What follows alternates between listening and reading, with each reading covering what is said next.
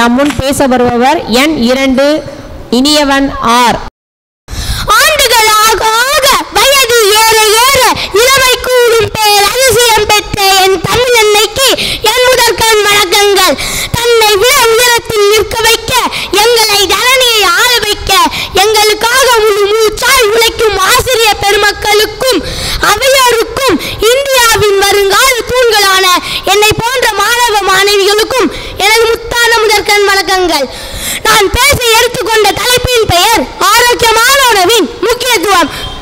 நமது ஆரோக்கியத்தை பற்றி பேசும்போது ஆரோக்கியமான உணவு முக்கிய பங்கு வகிக்கிறது. ஆரோக்கியமான உணவு நமது உடலின் ஆரோக்கியத்தை பாதுகாக்கவும் உதவுகிறது. மேலும் சில ஊட்டச்சத்துக்கள் பல்வேறு உடல் உறுப்புகளின் ஆரோக்கியத்தை புதுப்பிக்கின்றன. நோயற்ற வாழ்வே குறைவற்ற செல்வம் என்பார்கள். அப்படிப்பட்ட நோயற்ற வாழ்வு வாழ்வதற்கு நாம் ஆரோக்கியமான உணவை உட்கொள்ள வேண்டும். ஆரோக்கியமான உணவு மிகவும் சுவையாகவும் வாய்க்கு நீரூற்றுவதாகவும் இருக்கும்.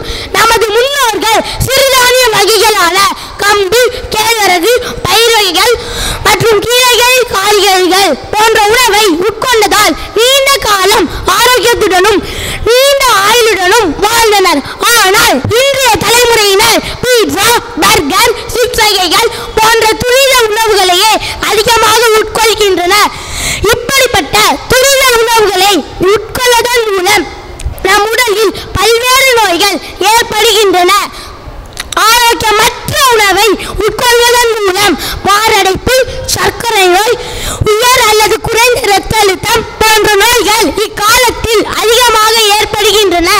இந்த நிலை மாற வேண்டுமானால் ஆரோக்கியமான உணவை நாம் உட்கொள்ள வேண்டும். ஆரோக்கியமான உணவின் நன்மைகளை பற்றியும் ஆரோக்கியமற்ற உணவின் தீமைகளை பற்றியும் நம் குடும்பத்தினருடனும் நண்பர்களுடனும் கலந்துரையாட வேண்டும். அதை பேச்சோடு நிறுத்திவிடாமல் நடைமுறைப்படுத்த வேண்டும்.